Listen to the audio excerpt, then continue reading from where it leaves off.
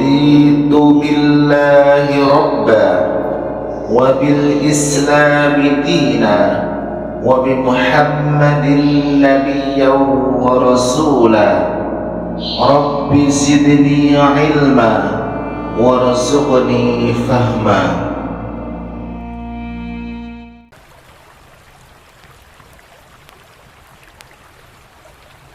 Terus sesuai janji saya untuk menghormati UI, saya tadi sudah matur sama Pak On juga sama Direktorat.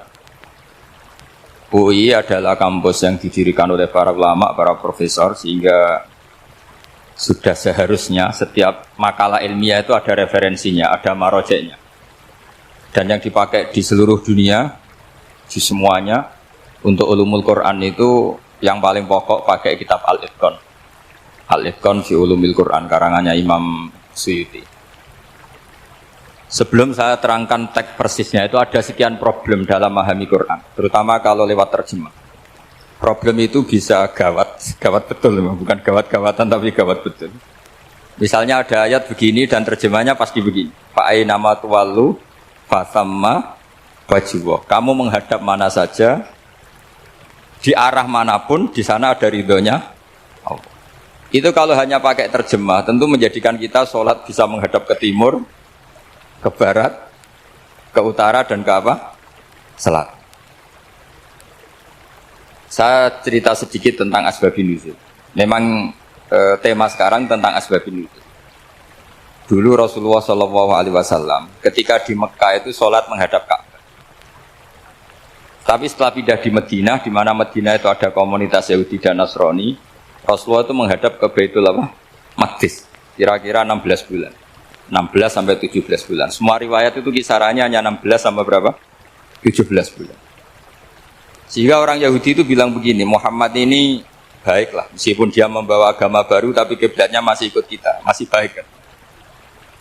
Setelah 16 bulan, Nabi diperintahkan Allah untuk menghadap ke Ka'bah. Awal liwajaka syatral masjidil haram. Maka orang Yahudi itu berontak. Berontaknya adalah kiblat mereka ditinggalkan.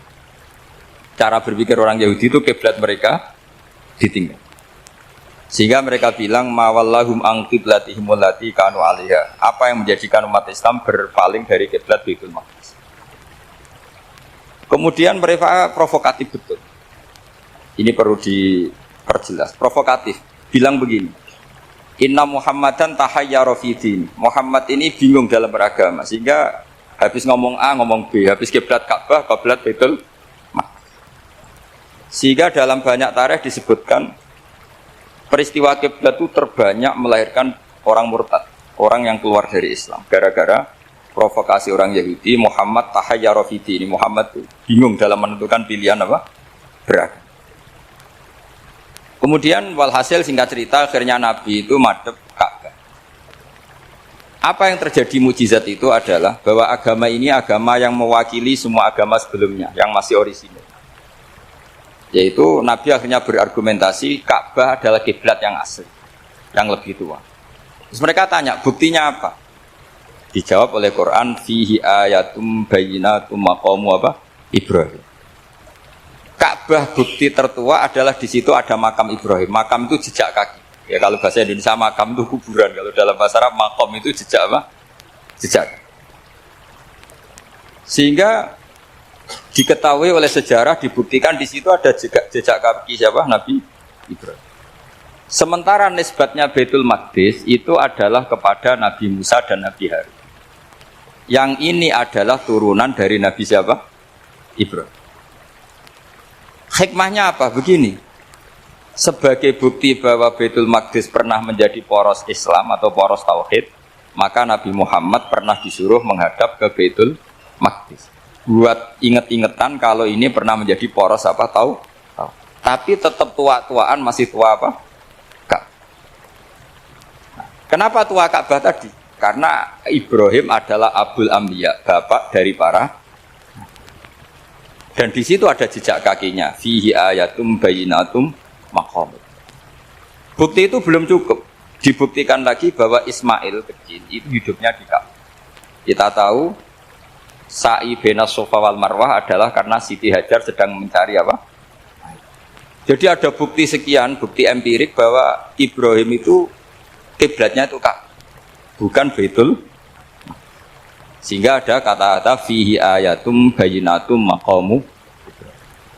Nah, tanpa ngerti asbabun nuzul, kamu akan mengartikan fa'ina ma tuwal fasamma wajhu itu salah. Karena di situ kamu menghadap mana saja, maka di situ ada ridhonya. Maka para ulama memberi catatan, maksudnya begini, kamu menghadap kemana saja, asal itu yang diperintahkan Allah, maka di situ ada ridhonya. Harus seperti itu maknanya, disesuaikan dengan konteks asbabin nuzul. Tanpa seperti itu tidak bisa.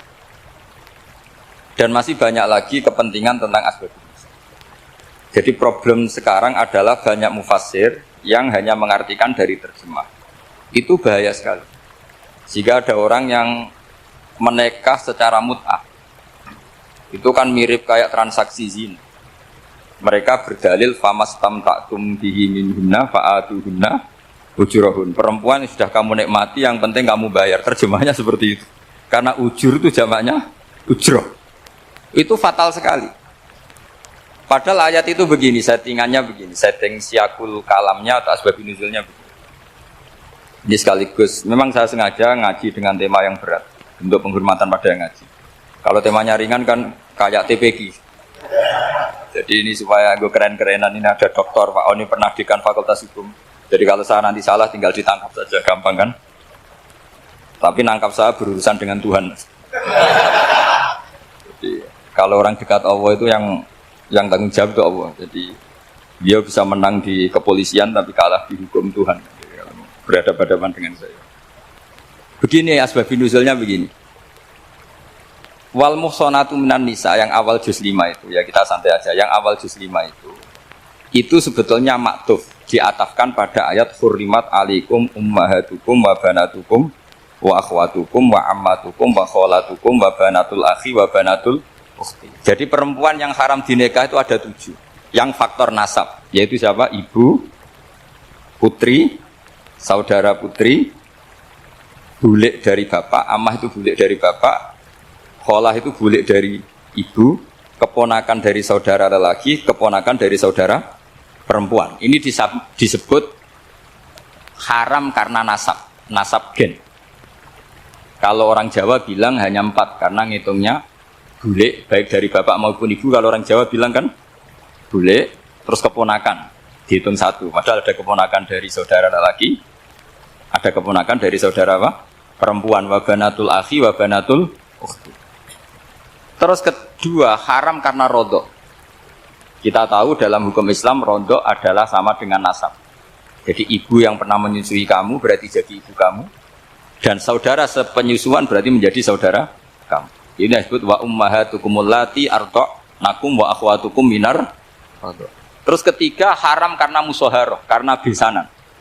Jadi pagi ini misalnya saya nikah dengan Sri, bilang qabiltu nikaha wa taswijaha bil mar'il madkur. Setelah nikah dengan Sri ini otomatis ibunya dia menjadi mertua. Otomatis haram saya apa? Nikah. Ini namanya haram karena musoharoh. Atau kamu punya anak Zaid. Zaid pagi ini akad dengan Sri. Berarti Sri adalah menantu Anda. Otomatis haram bagi Anda. Itu namanya haram karena musoharoh, karena bisanan. Itu yang disebut waroba apa haram-haram itu kan saat terus itu wa ummahatu nisaikum. Apa ibu dari istri-istri kamu. Memang ini agak jelimet, tapi memang syaratnya mufassir harus biasa jelimet. Jangan hanya nyari partai ayat-ayat untuk kepentingan partai. Wah itu ngeri. Kacau Quran dipakai kampanye. Terus itu berarti sudah 3 kan? Haram karena nasab, haram karena rodok, haram karena musoh. Terus yang keempat ini haram yang bukan karena sebab pada seorang perempuan, tapi karena istri orang. Disebut wal muhsanatu minan nisa. Haram menikahi perempuan yang masih milik orang lain.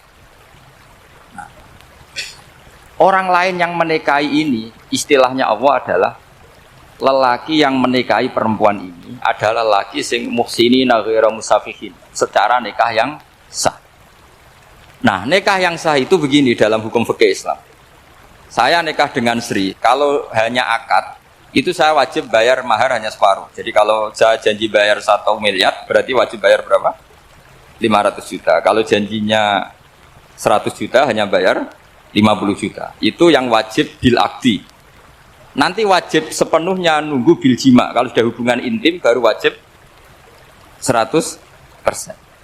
Jadi kalau ada di Jawa, nikah dengan seperangkat alat sholat, itu yang atasannya tok, itu wajib karena akad. Nanti bawahnya nunggu setelah hubungan apa? Intim. Ini hukum Quran, bukan hukum saya. Makanya kan wa in talaqtumuhunna min qabli an tamassuhunna, saat terus panis suma faradtum. Hanya wajib bayar setengah. Nah, perempuan yang sudah diajak hubungan intim itu kata Allah fa'atuhunna ujurahun, maka wajib kamu bayar Jadi ayat itu tentang perempuan yang sudah dinikah, kita harus bayar berapa? Harus bayar penuh. Ini penting saya utarakan. Nah, problem kita sebagai orang Indonesia, ini juga problem Pak On, problem semua kiai. Mahar di Indonesia itu nggak bisa dibahas di Quran. Karena keterlaluan, kecilnya itu keterlaluan. Saya ini kan kiai, sering ngakatkan tuh sampai bosen, seperangkat alat sholat. Itu ngawur sekali, ini mbak-mbak harus nggak mau gitu. Saya provokasi minimal itu ya berapa? 100 juta berapa? Pantasnya berapa? Pantasnya berapa? 10 gram itu berapa nilainya? Kan 1 gram 500.000, baru 5. Ya sudah mendingan itu 10 gram. Quran itu bayangannya gini, sambil latihan, yang hafal-hafal biar latihan. Jangan dapat beasiswa karena hafal tapi nggak jelas luntrungannya. Quran tuh bayangannya gini, ini nggak mungkin Quran ini bisa dibaca di Jawa. Wa in aradtum istibdala zawji makana zawji wa ataitum ihdahunna qintaran fala ta'khudhu minhu syai'a. Jika kamu nikah sama seorang perempuan, kemudian kamu cerai, maka mahar yang sudah kamu berikan jangan ambil lagi. Karena mahar di Arab itu mahal, 100 juta, kadang mobil Alphard, kadang GMC. Sehingga setelah menceraikan tuh kebayang narik. Kok enak, dulu saya memberikan itu kan karena dapat servisnya, sekarang sudah saya cerai, saya tarik. Kalau mahar di Indonesia kan seperangkat alat sholat. Jadi gak kebayang ada kalimat fala ta'khudhu minhu syai'a, jangan ambil lagi. Kebayang ngambil aja enggak? Apalagi kalau nikahnya sudah 2 tahun kan sudah lusuh, sudah. Tapi kalau di Arab itu kebayang karena mahal. Makanya orang Arab suka nikah orang Indonesia karena murah. Jadi bahasa kintoron itu harta yang enggak ternilai. Wa ataitum ihdahunna kintoron. Yang enggak ternilai, mahal betul. Itu pernah saya hitung, ada yang mahar itu 400 juta, ya sekira segitu. Nah, makanya setelah dicerai, Allah memperingatkan, setelah kamu kasihkan, ya jangan minta lagi. Kenapa kepikiran minta? Karena jumlahnya besar.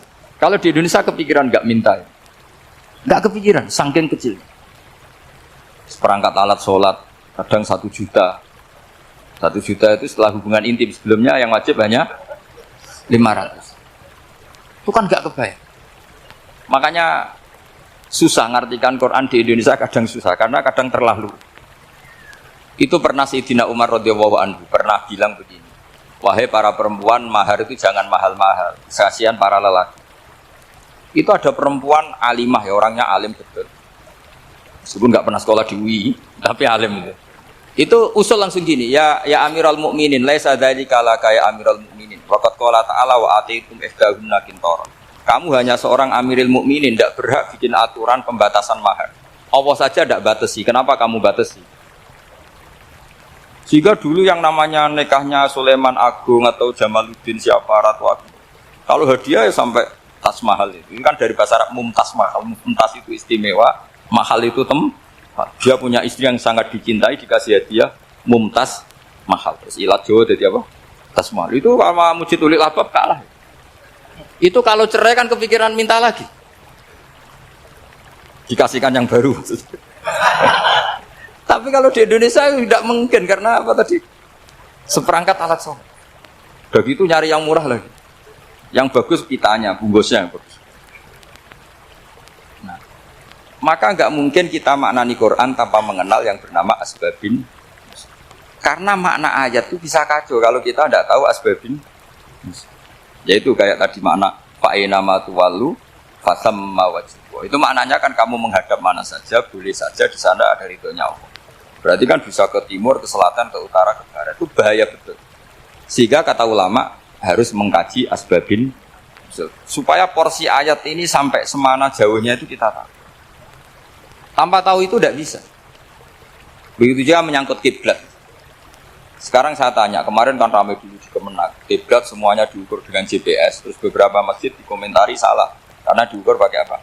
GPS. Kalau dalam bahasa falak disebut yaumarostil kiblat. Memang bisa diilmu. Tapi pertanyaannya begini, dari awal Allah ngendikan fawal liwajhaka syatral masjidil haram. Kamu yang penting sholat itu menghadap masjid. Masjid itu ya bangunan. Sehingga kata Ibnu Abbas yang diriwayatkan banyak ulama mengatakan Al-Ka'bah kiblatun li ahlil masjid wal masjid kiblatun li ahlil haram wal haram kiblatun li ahlil masyriq wal maghrib. Jadi kalau orang di dalam masjid kiblatnya harus Ka'bah. Di luar masjid kiblatnya asal bangunan Masjid Haram. Tapi di luar sini kayak di Indonesia boleh semua tanah. Kenapa begitu? Kata Ibnu Abbas karena Quran turun di lisanin Arabiyyin. Jadi kalau orang Jogja kalau mau ke Jakarta arahnya kemana? Barat. Itu sebetulnya ketika Anda ke barat itu persis Jakarta apa bisa saja pasnya itu Pangandaran. Tapi orang itu akan bilang kalau ke barat ya ke Jakarta. Meskipun presisi Anda tepatnya di Pangandaran. Nah kiblat seperti itu, asal orang menghadap ke barat itu orang sudah bilang ke nggak usah sedetail misalnya harus pas kan. Saya pernah debat sama tim ahli Kemenang. Nggak bisa Gus, sekarang ada GPS harus tepat Ka'bah. Terus saya bilang gini, kalau teori Anda benar, berarti semua masjid luasnya maksimal 16 meter. Ka'bah itu luasnya hanya 16 meter. Berarti masjid Ulil Albab yang pojok sana sama pojok sana, kira-kira itu ya sudah tidak kena Ka'bah. Kalau harus tepat, Ka'bah itu kan diameternya hanya 16 sampai 18 kalau nggak salah. Berarti semua masjid kalau ingin tepat Ka'bah harus pas 16. Kalau terlalu luas pilihannya harus cekung. Kan jadi aneh. Makanya saya itu sering Pak, dulu saya ini biasa debat fikih. Kalau di tradisi pesantren namanya Basul Masail. Saya punya teman yang paling kurang ajar, yang paling saya kenang dalam pelajaran sejarah. Dulu itu kalau debat fikih itu ya seru. Kalau aturan fikih kan gini, soft paling baik itu kan soft pertama. Baru kedua, baru tiga. Yang paling keren kan soft awal, soft. Terus teman saya bilang gini Pak, ya kalau gitu gini aja Gus, desain masjid itu memanjang utara selatan. Biar semuanya soft awal. Gara-gara didesain begini kan ada soft 2, soft 3. Apa susahnya? Kita bikin mulai awal supaya masjid itu memanjang utara apa? Selatan, supaya semuanya soft awal. Ya kalau ada hukum ya diimplementasikan dalam desain bangunan katanya. Jadi itu kan kacau. Terus akhirnya saya jawab, lalu setelah begitu yang paling afdol siapa? Yang dekat imam. Ya sudah, bikin cekong saja kalau gitu. Artinya gini ya, beragama itu yang sehat. Jadi beragama itu berdasar riwayat. Berdasar riwayat, pernah ada ulama yang ngitung Madinah menghadap Ka'bah itu ya tidak pas. Pernah dihitung pakai GPS. Kiblat Madinah ke Ka'bah itu ya tidak seperti yang pernah dianjurkan Kemenak. Karena apa? Agama ini ngikuti bilisanin Arabiyyin. Seperti jenengan gini. Semua ini istilahnya apa? Menghadap Gus Bah. Padahal ada yang agak sana, agak sana. Semuanya ngaji sama siapa Gus? Ya yes. Istilahnya bertatap muka. Memangnya kita benturan. Ini bahasa. Jadi seperti ini semua namanya apa? Berhadap. Padahal ada yang agak samping, agak samping. Ka'bah juga gitu. Sebenarnya tidak se-ekstrim yang dibayangkan orang-orang. Cuma kalau bisa tepat, ya kita harus tepat. Tapi tetap saja tidak perlu 16 apa? Fa'aina ma tuwallu fatamma wajhuhu itu artinya menghadap. Menghadap itu menghadap arah. Makanya Allah tidak dawuh fawal liwajhaka nahwal Ka'bah, tapi fawal liwajhaka syatrul Masjidil Haram. Jadi ini penting saya utarakan supaya kita familiar dengan istilah-istilah Quran. Istilah Quran itu gampang sebenarnya. Kalau kita kaji itu problem kita tidak pernah mengkaji. Jadi semuanya asing. Kalau kita mengkaji itu gampang sekali. Saya punya sekian cerita betapa pentingnya mengkaji Quran. Harun Ar-Rasyid itu dinasti Bani Abbasiyah. Itu pinter sekali. Ada seorang ustadz yang agak ekstrim. Itu datang ke Harun Ar-Rasyid. Ya Amirul Mukminin, inni nasihun laka famusaddidun alaik. Fala tajidanna alayya fi nafsika syai'an. Saya mau nasihati kamu, tapi saya mohon jangan masukkan hati. Karena nasihat ini penting. Tapi saya akan keras, vulgar. Akan keras, kritik saya akan keras. Karena Anda sebagai Amirul Mukminin tidak penting.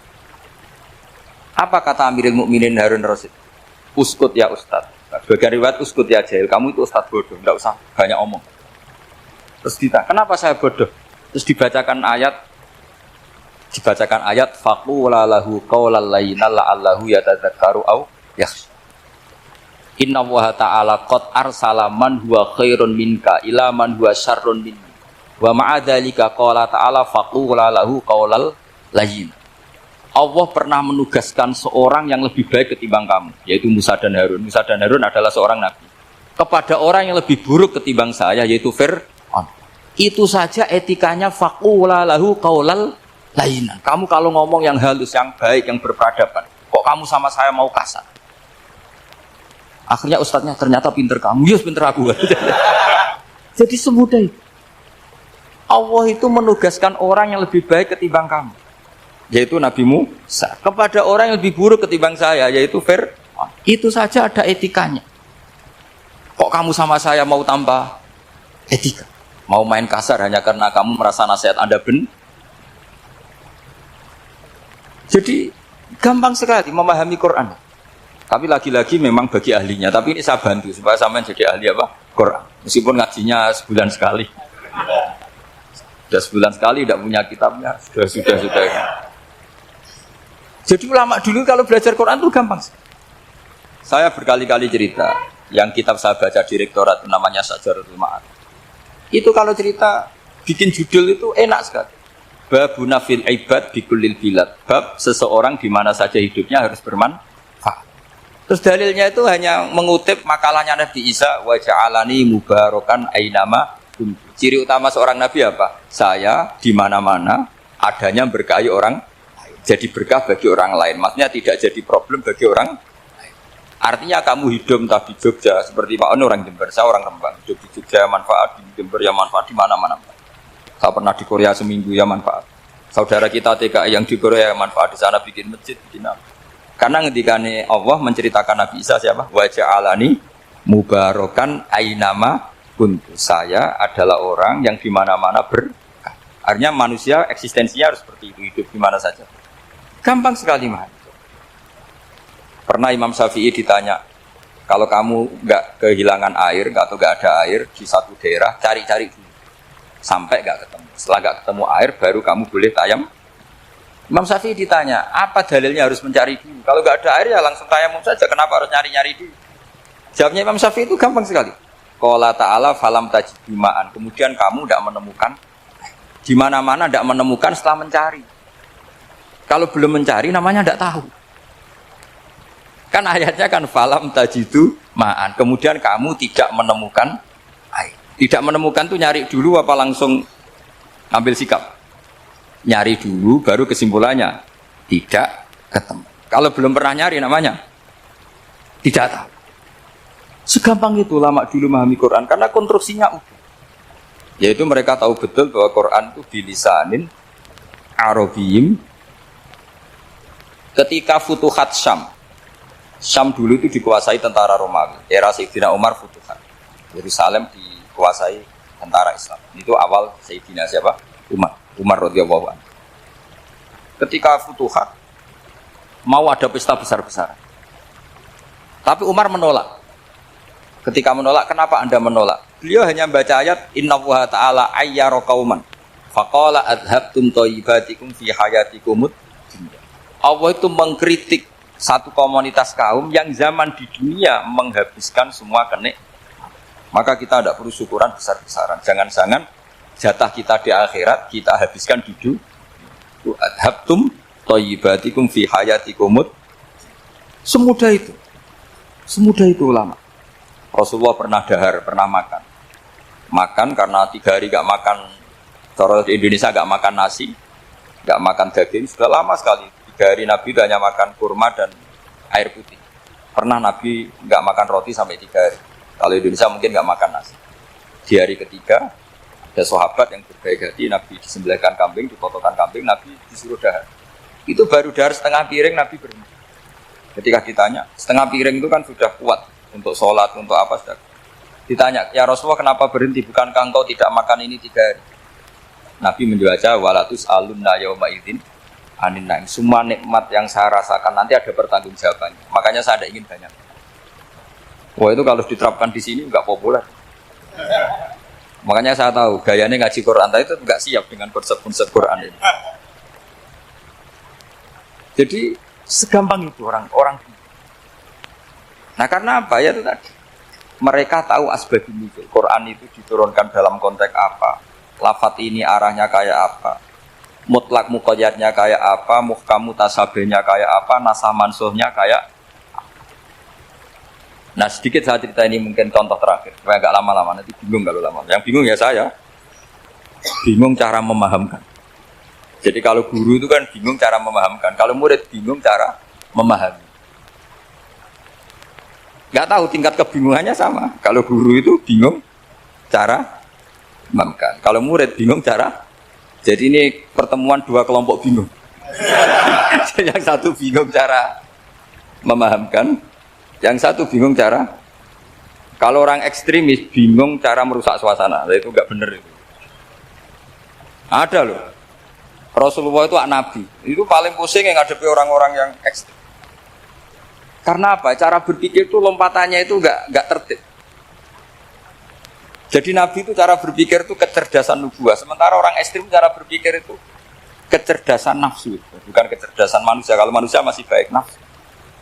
Misalnya begini, kalau dalam tradisi nubuah itu. Saya dengan Pak Anu berteman lama. Mulai tahun 2000 berapa. Itu kalau Pak Anu bertamu ke saya, harusnya tidak usah tak kasih makan. Karena sudah dekat. Tapi kalau kenalan baru itu dikasih makan, disangoni. Jadi Nabi itu perilakunya agak unik. Akhirnya ada orang yang cara berpikir itu dangkal. Ya Rasulullah ini tidak fair. Yang iman lama tidak diservis, yang iman baru diservis. Cara berpikir Nabi begini. Orang Ansor itu kan sering memberi Nabi. Perjuangannya Nabi ditopang orang apa? Ansor. Donatur lah, kira-kira orang Ansor itu donatur. Donatur itu keren. Karena donatur itu artinya al-yadul ulya khairum minal yadis. Sehingga ketika Nabi sudah menguasai negara, menguasai Mekah Madinah, sudah futuhat. Itu orang Ansor tetap nggak diservis. Yang diservis Nabi itu orang-orang baru masuk Islam, disebut wal mu'allafati qulubuhum atau Islam mu'allaf. Ada 1-2 orang yang protes, tentu yang nggak pinter. Tukang protes pasti tidak. Wong iskal-iskalnya sendiri, otaknya nggak sampai-sampainya sendiri, orang lain disuruh jawab. Makanya di sini tidak ada tanya jawab. Nanti iskal-iskal kamu sendiri, bingung-bingung kamu sendiri, saya disuruh jawab. Berarti Gus Pak gak mau ditanya, ya memang gak mau karena tadi jawab sendiri aja, nanti pinter sendiri kapan-kapan. Akhirnya tanya begini, cara tanya gini, ya Rasulullah, ini gak fair. Orang sudah Islam lama setelah negara terbuka milik Anda, setelah kita menang, setelah kita menguasai negara, tidak kamu servis. Sementara yang baru Islam kamu, Nabi itu bertanya senyum-senyum, rileks saja. Lama-lama tambah ekstrim pertanyaan. Kata Umar, ya Rasulullah saya beri izin untuk membunuh orang ini. Umar itu pikirannya karena mangkel lo Nabi. Nabi jangan. Kalau kamu bunuh nanti apa kata orang banyak? Inna Muhammad dan yaqtulu ashabah. Dikira Muhammad membunuh sahabatnya. Nabi masih mendengar. Komplainnya masih dengar. Lama-lama Nabi memberi penjelasan. Kamu ini orang Ansor. Kamu biasa memberi saya, memberi dana perjuangan. Memberi itu hebat. Saya tidak ingin menurunkan grade Anda, grade sebagai pemberi, berarti kelasnya elit. Sekarang menjadi penerima. Itu tidak bagus. Itu betapa Rasul ini namanya kecerdasan nubuah. Kalau orang biasa memberi, biar memberi saja. Supaya dia tetap heroik, tetap patriotik, tetap keren. Karena mentalnya Jangan sampai dari mental memberi, kemudian mentalnya peminta. Jadi kalau Pak On jadi tim suksesnya Pak Jokowi, itu ya tidak minta-minta. Kalau dulu kampanye, ya kampanye saja. Biar memberi terus gak pernah minta, meskipun akhirnya ya gelong. Tapi Nabi dulu tidak gitu. Jadi orang Ansor itu gak pernah diservis. Padahal jasanya kayak gitu. Supaya kelasnya tetap kelas kelas elit, yaitu pemberi, penanggung jawab. Nabi gak ingin orang Ansor turun grade menjadi orang-orang yang cerdas nubuah menerima konsep Nabi seperti itu. Lo tanya sama Pak On, saya dadani kok terjemahan UI itu puluhan tahun sama Pak. Itu beliau ke kontrakan saya ke rumah beliau. Tidak pernah berharap Pak.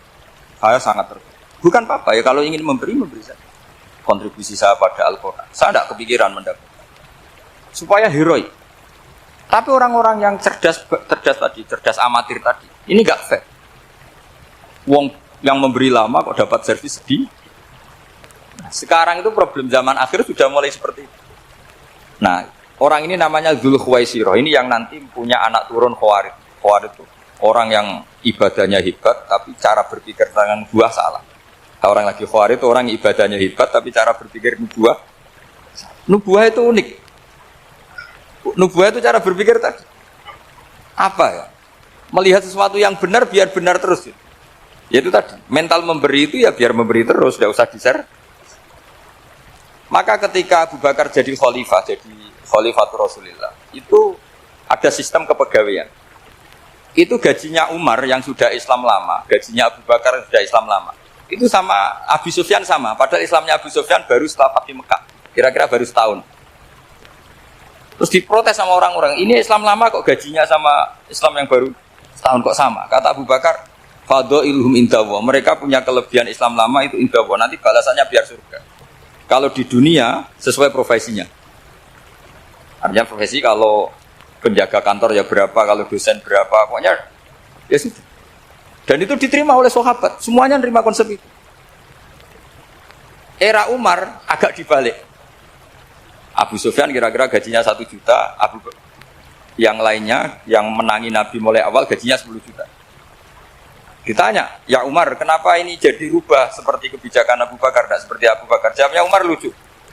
Fawwah la usawwi baina man qatala Rasulullah wa baina man qatala ma'a Rasulillah.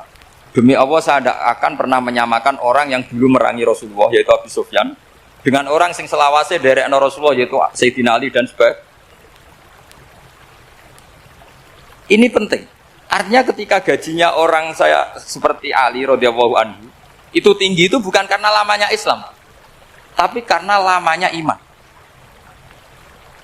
Jadi mulai dulu ijtihad itu ada dan dulu dia biasa saja. Karena tadi ada kecerdasan nubuah. Saya ulang lagi, ada kecerdasan apa? Sekarang itu kecerdasan tomak atau kecerdasan nafsu. Itu kalau sampai ngaji kitab tasawuf, itu bab bakhil itu tidak ada. Menurut kitab tasawuf, medit itu tidak ada, kikir itu tidak ada.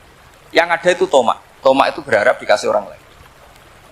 Sampai pernah enggak bilang kalau artis-artis di Jakarta kikir? Enggak pernah kan? Karena kamu enggak pernah ingin diberi. Tapi kalau kamu punya pacar karena kenal enggak pernah ditraktir, oh pacar saya kikir. Karena kamu ingin diberi. Pernah enggak kamu hukumi orang lain kikir yang enggak kenal? Padahal enggak pernah memberi kamu. Apa Kak? Karena kamu enggak pernah Coba sekarang kamu saya tanya, ini latihan cerdas. Definisi kikir itu apa tuh Pak? Enggak pernah memberi kamu kan? Artis-artis Jakarta, tokoh-tokoh nasional pernah nggak memberi kamu? Enggak kan? Tapi enggak pernah kamu vonis kikir karena kamu enggak pernah tomak. Tapi pacar kamu kok amen ditraktir terus, atau istri kamu atau mertua kamu kok enggak ngasih warisan, kamu bilang kikir enggak? Sebabnya kikir betul apa karena kamu tomak berharap? Tomak. Maka di kitab tasawuf itu enggak ada bab kikir, yang ada bab tomak. Karena asal usul menvonis orang kikir itu karena tamak. Maka jangan banyak kenal orang, nanti banyak hukum kamu kan. Sombong juga gitu, di tasawuf itu enggak ada bab sombong. Karena orang hukumi orang lain sombong itu karena kamu ingin dihormati. Ada orang enggak kenal, terus lewat saja enggak tanya kamu bilang sombong enggak kan? Tapi kalau kenal, oh sombong betul, kenal enggak tanya kan gitu. Jadi tasawuf itu sisi unik dari khazanah Islam. Makanya di tasawuf itu enggak ada kritik terhadap kikir. Ya tentu kikir itu buruk, pasti ya kikir itu buruk. Tapi nggak perlu dikritik. Jangan-jangan yang salah kamu. Mau kenal Pak On di PPAI terus ingin jadi sekretarisnya. Terus ingin kenal Pak Jokowi ingin jadi menterinya. Nanti kenal rektor ingin jadi pegawainya. Ketika nggak diturutin bilang Pak Rektor kikir. Tapi orang lain ya Kak pernah berharap. Mungkin nggak menvonis Pak Rektor atau Pak On ini kikir, enggak kan? Berarti vonis kikir itu status orang itu apa nggak kesampaian niat kamu? Memang agak jelimet ilmu tasawuf itu, tapi itu unik. Itu bagian dari khazanah apa? Islam. Makanya Rasulullah itu sering isti'adah, minta perlindungan wa min toma'in fi ghairi matma'in. Ya Allah, saya tidak ingin berkeinginan yang tidak layak. Karena semua dunia ini dimulai dari keinginan. Coba kamu protes negara itu karena apa? Ingin makmur, sejahtera tanpa kerja, sehingga nyalakan menteri keuangan, menteri ini.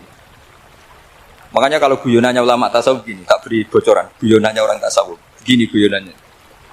Anta lam tajid min nafsika kullama turid, fa kaifa turidu min ghairika kullama turid.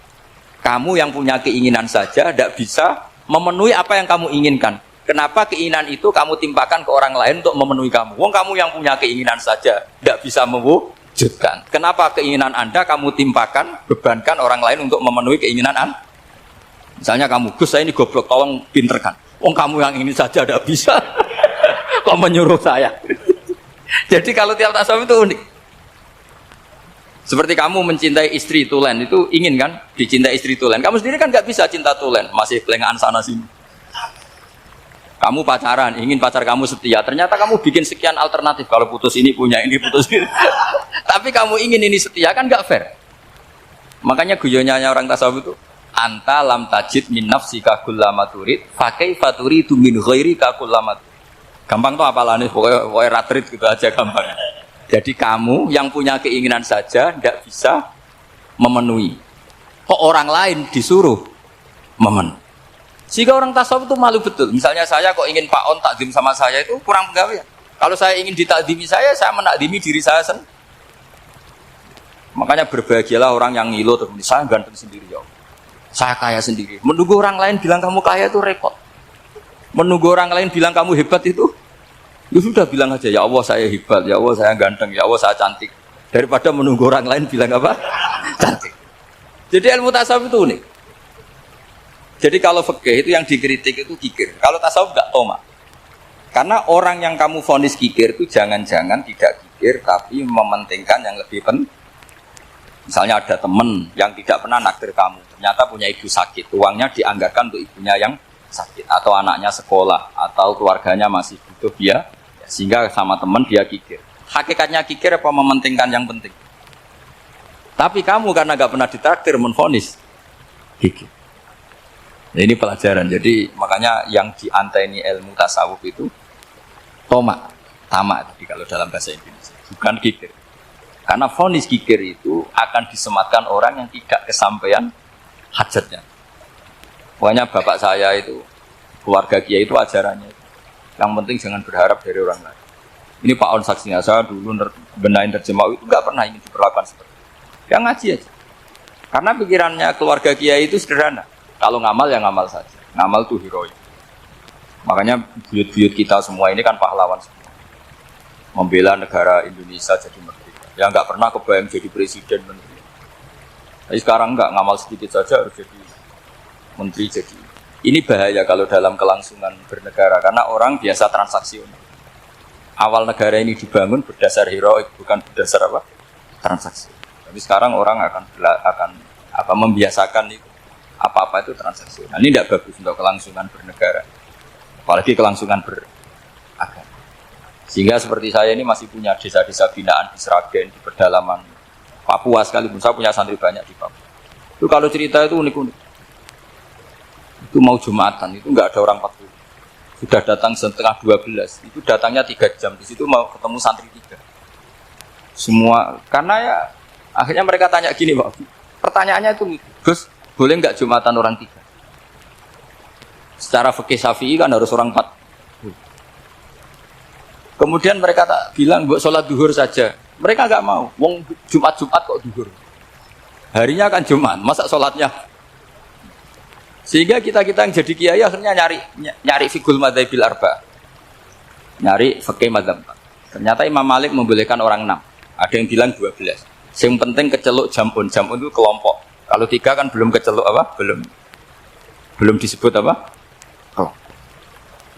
Ini penting saya utarakan supaya kita berjuang itu bukan karena service seperti ini kayak di Ulil Albab, masjidnya keren, kampus swasta tertua, terus termasuk nomor 1, 2 di Indonesia. Oke, kita syukur dengan kebesaran itu. Tapi yang namanya dakwah itu menjadikan orang tidak tahu menjadi tahu, termasuk kepada desa-desa sama. Yang namanya menteri itu pembantu presiden untuk memenuhi kebutuhan rakyat banyak. Sekarang misalnya menteri pertaniannya itu hebat, cerdas, tapi petani nggak mau nandur padi mau apa? Coba yang membantu ketahanan pangan itu para petani mau nanam padi apa karena menteri pertanian? Karena petani mau nanam. Ya sudah GR saja, kita pembantu presiden semua. Karena ikut menyumbangkan ketahanan. Tapi kamu kan nggak digaji, kita keren, ngamal tambah harap gaji. Ini penting supaya Anda itu nggak hati kecil gitu. Ikut menyumbang negara tanpa ingin dapat gaji. Keren nggak? Nah itu nubuah. Apa? Nubuah. Orang Ansor itu seperti itu. Sehingga ketika Rasulullah wafat dan ada kompetisi kepemimpinan, itu orang Ansor gak ikut. Sudah kita makmum saja, silahkan dibagi di. Saking baiknya orang Ansor. Nah, makanya saya ulang lagi ya. Kecerdasan nubuah ini yang gak difahami orang Khawarij. Orang Khawarij cara berpikir yang kerja banyak harus dapat. Sementara kecerdasan nubuah enggak. Yang biasa memberi terus memberi saja biar derajatnya tetap al-yadul ulya. Bismillahirrahmanirrahim. Ini saya baca supaya dapat berkahnya ulama-ulama dulu karena ini dikarang oleh ulama yang dipakai rujukan seluruh dunia. Begini, qala Ibnu Taimiyah ma'rifatu sababin nuzuli yu'inu ala fahmil ayat. Jadi mengenali asbabin nuzul itu membantu memahami secara benar ayat itu. Karena tadi kalau ayat itu dipotong itu maknanya bisa kacau kayak tadi famastam ta'tum bihi minhunna fa'atuhunna ujurahun. Kalau diterjemah itu kan mendukung kawin mutlak. Kalau terjemahnya saja perempuan siapa saja yang pernah kamu nikmati yang penting kamu bayar, itu kan aliran sesat dan menyesatkan. Itu konteks asbabun nuzul tidak seperti itu. Perempuan yang sudah menjadi istri kamu, seorang lagi perempuan yang sudah menjadi istri kamu, jika sudah kamu hubungan intim maka maharnya harus dibayar penuh. Tapi kalau belum hubungan intim maharnya hanya wajib separuh. Fanis suma farotum illa ayafuna au ya'falladhi biyadihi uqdatun. Tapi tadi kalau di Indonesia gimana Gus? Ya itu yang repotnya. Maharnya itu tadi mukena atasan dan apa? Bawahan. Wah kacau kalau di Indonesia. Sehingga kita bingung kalau dalam logika Arab kan gitu. Bayangannya kalau cerai kata Allah fala ta'khudhu minhu syai'an. Harta yang sudah kamu berikan ke istri jangan diambil. Sampai dilarang ngambil tuh karena jumlahnya banyak sehingga kepikiran ngambil. Kalau di Jawa nggak usah dilarang sudah tidak akan ngambil karena rukuhnya sudah lusuh. Itu susahnya baca Quran di Jawa ya. Karena dari awal maharnya terlalu apa? Kecil. Terus beliau Imam Suyuti termasuk di sini menyontohkan yang pasti salah kalau difahami yaitu tadi ayat apa itu fa'inama tuwallu fastaman apa? Wajib. Jadi beliau terus meringatkan betapa pentingnya mengenali asbabin. Karena asbabin nuzul itu gampang. Saya ulang lagi, asbabin nuzul itu gampang. Gampangnya begini ya, kan ada satu peristiwa. Misalnya begini, Rasulullah itu kan mengkritik penuhanan Lata dan Uzza. Berhala-berhala itu dituhankan, dikritik sama Rasulullah. Kemudian mereka begini, karena mereka biasa personifikasi Tuhan. Muhammad, kalau Tuhan itu tidak Lata Uzza dan itu terbuat dari batu, lalu Tuhan Anda itu dari apa? Amin fiddotin audhabin, lalu Tuhan Anda ini dari emas apa dari perak? Karena mereka nggak bisa membayangkan Tuhan tanpa dipersonifikasi.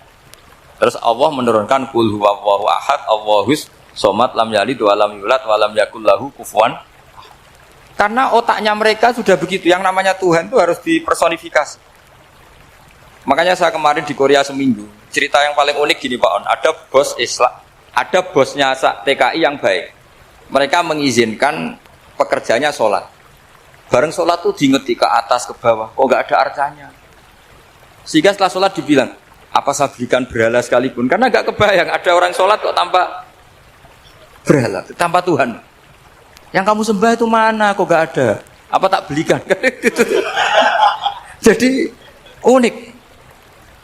Nah teman saya yang satu unik lagi, dia termasuk pegawai Garuda yang derekno saya ke Korea itu orang pegawai Garuda. Dia karena orang kaya biasa ke Eropa kemana-mana. Singkat cerita dia sholat di mall karena nganggep Korea itu sudah negara maju kayak Eropa. Setelah sholat di mall pas asar itu, security-nya nelpon polisi. Pak polisi, di sini ada ritual teroris. Jadi kalau menamakan sholat itu ritual. Jadi artinya apa? Ritual-ritual yang kita lakukan itu macam-macam cara pandang. Orang ateis itu kan Cina kan, Korea itu kan ya Cina lah, Korea, Jepang, RRC itu kan sipit. Itu ya yang namanya ibadah sembahyang harus ada patungnya atau ada arcanya atau ada benda-benda. Orang Islam kan nggak ada sama. Makanya mereka itu kok bisa? Problemnya kita, saya ulang lagi, ini problemnya. Problemnya kalau ada itu ya repot. Begini misalnya, ini masih tentang asbabun nuzul. Ini contoh terakhir tentang masih asbabun nuzul. Umar radhiyallahu anhu, sahabat Umar itu kalau mencium Hajar Aswad itu sambil gedumel. Tidak berdoa tapi gedumel. Masyhur. Itu ada di Bukhari. Alim tu annaka hajarun la tadur wa la tanfa walau la anni ra'aitu Rasulullah qabbalaka ma qabbaltu. Saya tahu loh. Nyium Hajar Aswad dicium tapi sambil gedumel. Saya tahu loh, kamu hanya batu, enggak mandoroti, enggak manfaat. Kamu jangan GR, saya cium itu jangan GR. Kalau saja saya tidak melihat Rasulullah mencium kamu, maka saya ada sudi nyium kamu. Dah gitu aja. Terus itu tiap nyium Hajar itu tidak doa. Kalau kamu kan enggak minta kaya, minta macam-macam. Kalau Umar malah gitu. Nah, kenapa demikian? Itu ada asbabun nuzulnya. Umar itu saksi sejarah. Ketika Rasulullah Fathi Mekah, Nabi kan tawaf terus mencium Hajar. Itu di belakang masih banyak orang kafir. Kebetulan Umar masih di sana. Sudah Islam Umar, tapi dia di belakang. Dengar orang-orang kafir, Muhammad itu aneh. Katanya melarang nyembah batu. Ternyata dia nyembah batu. Jadi Nabi nyium Hajar Aswad itu dikira nyembah. Katanya ngelarang nyembah batu, tapi dia kok nyembah batu. Karena Nabi mencium Hajar. Nah, karena untuk menghilangkan stigmasi itu, Umar tiap nyium Hajar Aswad ngomong gitu. Ada kan ada sound system, mungkin jadi sound system. Supaya jelas bahwa penciuman ini bukan karena menyembah. Artinya mudah sekali kenapa Umar ngomong gitu, karena asbabun nuzulnya seperti itu. Coba kalau kamu tidak tahu asbabun nuzul, Umar maksudnya gimana? Enggak doa, enggak apa kok malah ngomong gitu kan. Tapi kalau kamu tahu asbabun nuzul Umar itu yang mendengar komentar orang sama ketika kita tawaf itu kan 3 pertama kan kita lari-lari kecil. Itu ceritanya juga gitu. Rasulullah itu hidup di Medina, terus diterkenalkan miskin. Medina itu kota wabak, kota penyakit, endemik. Dulu Medina, Yasrib itu kota endemik. Jika kata orang kafir-kafir Mekah, yaji ulihadal bait kaumun qad wahanat huma Yasrib. Nanti akan datang satu komunitas kaum yang sudah lemas karena kena penyakit apa? TBC dari apa? Yasrib. Nabi dengar itu makanya terus bilang ke para sahabat, tunjukkan kalau kamu kuat dengan cara lari itu. Terus pakai pakaian yang kelihatan maco, yaitu yang dipakai lelaki. Bahunya dikelihat. Nah, setelah Rasulullah wafat, Umar menggantikan beliau setelah Abu Bakar. Umar bilang gini, sebetulnya tawaf seperti ini, yaitu lari pertama 3 putaran pertama lari dan memperlihatkan pundak seakan-akan orang maco itu sudah enggak perlu. Karena alasan itu sudah tidak ada. Tapi ini tinggalan Rasulullah, maka jangan rubah ya tetap seperti. Akhirnya meskipun sudah tidak ada alasan tadi menjawab stigmasi orang kafir, tetap tawaf seperti. Jadi memang agama itu unik. Kadang kita harus tahu alasannya, tapi alasan itu kalau menjadi mahatul hukmi, pijakan hukum sah. Misalnya kamu terus bilang gitu, ya berarti tawaf sekarang bebas, gak perlu seperti itu. Kan alasan itu sudah ada. Nah di sini pentingnya riwayat. Riwayat itu begini, logikanya sudah nggak ada, tapi kaifiah itu, cara itu masih kita terus. Dan itu memang saya ulang lagi harus tahu asbabun nuzul. Saya beri contoh ya misalnya, wa idza darabtum fil ardi falaysa 'alaikum junahun an taqsuru minas shalah. Terus ayat di mana? In khiftum ayyaftinakumul ladzina kafaru. Jika kamu pergi dalam keadaan takut ditangkap orang kafir atau takut diculik orang kafir, maka kamu boleh mengqasar salat. Itu jelas ada ayat in khiftum ayyaftinakumul ladzina kafaru. Jika kamu takut diculik orang kafir. Sehingga ketika ba'da Fathi Mekah, setelah Mekah dikuasai Islam, Umar tanya, ya Rasulullah, kenapa engkau masih sholat qashar? Bukankah kita sudah aman? Waqad qala ta'ala in khiftum ayyaftinakumul ladina kafaru, Allah ngendikan boleh mengqashar itu kalau dalam kondisi takut. Waqad kunna fi amrin, sekarang kita sudah aman. Jawabannya Rasulullah itu unik. Ya Umar, hadihi sodaqotun faqbalu sodaqot. Ini sodakohnya Allah, bonus, sudah terima saja, enggak usah catatan-catatan gitu. Sehingga era Umar ya ada lagi yang tanya Umar ke gitu. Kata Umar, sa'altu dzalika Rasulullah sallallahu alaihi wasallam faqala hadhihi shadaqatu wa faqbalu shadaqah. Sudah ini bonus dari Allah, terima saja. Ini kan unik. Padahal kalau secara disiplin ilmu kan begini. Kamu boleh mengqashar salat kalau dalam bepergian dan dalam keadaan takut. Logika hukumnya kalau tidak takut tidak usah. Sama seperti begini. Kamu kalau pergi jauh seperti saya Pak On, itu ngosor sholat apa enggak? Ngosor kan? Alasannya kalau kosor itu, kalau pergi itu masyakot, repot.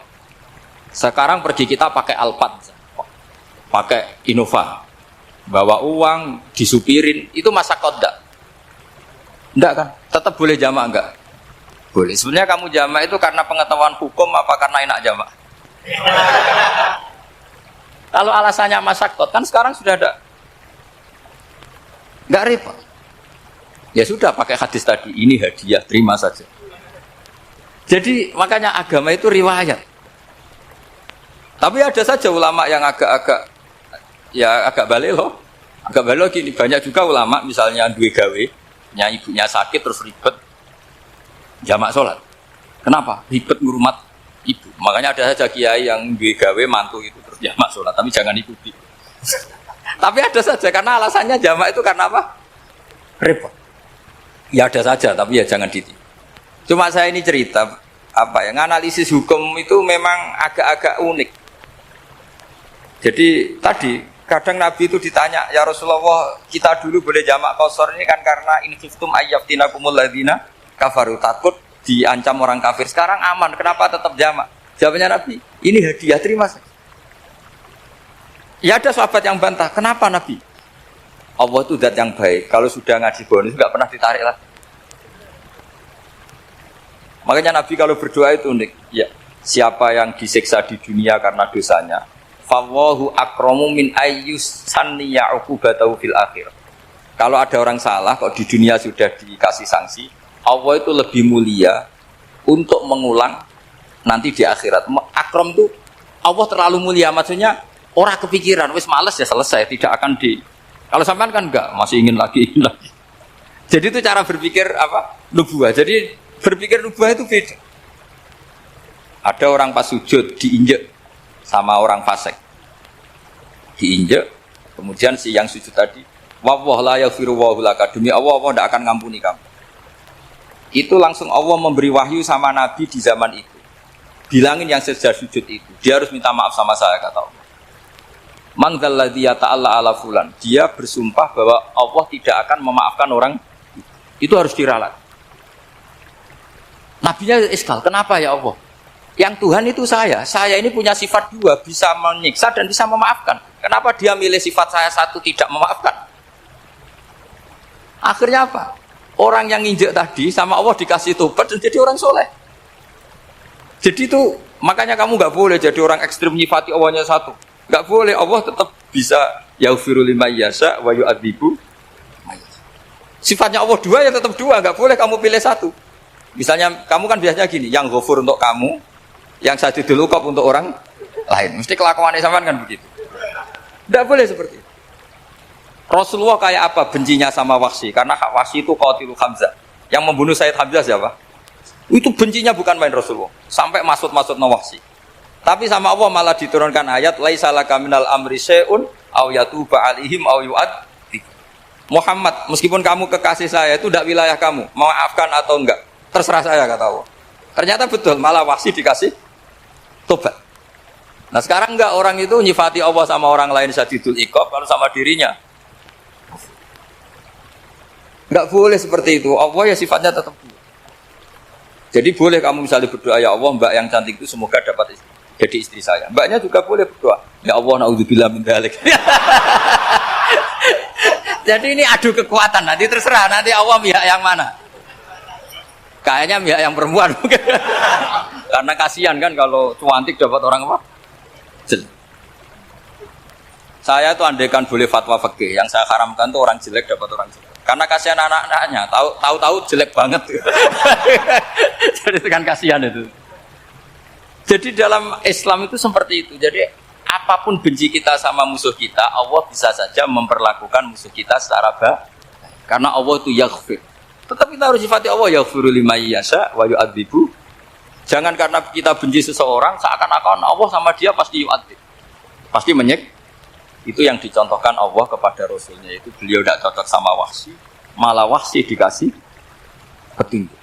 Makanya terus ada ayat apa, laisa laka minal amri syai'un aw yatuba alaihim aw yu'adzib. Muhammad, tidak wilayah kamu, saya menentukan mengadab atau mengam. Makanya rata-rata kiai ulama itu halim, orang halim itu rileks, layinal janib, tidak gampang menvonis orang lain. Biar Allah tetap dengan sifatnya yaf'alu ma yasha, bahwa Allah bisa melakukan apa. Soal kamu benci sama seorang, benci saja atas nama kamu, jangan nyatut-nyatut Allah. Misalnya kamu cinta seseorang, wah ini yang calon presiden ini harus jadi presiden. Ternyata Allah menghendaki jadi menteri, mau apa? Ya Allah ya falu maya, mau apa coba? Yang kiai atau Pak On, DPAI, patutnya kan menteri agama itu Pak On. Tapi kalau Pak yang takdir gitu mau apa? Ya sudah, Allah ya falu. Santai aja. Itu rileksnya ahlul ilmi, ya sudah santai saja. Ini negaranya Allah, ini kerajaan Allah, ini buminya Allah, ya Allah biarin ya falu. Mas, jadi Tuhan Allah kamu yang repot. Kira-kira jadi Tuhan itu Allah kamu yang repot. Ya Allah biar tetap ya falu. Mayasa Allah boleh yaghfir liman yasha wa ya'tibu mayasa. Saya kira demikian. Assalamualaikum warahmatullahi wabarakatuh.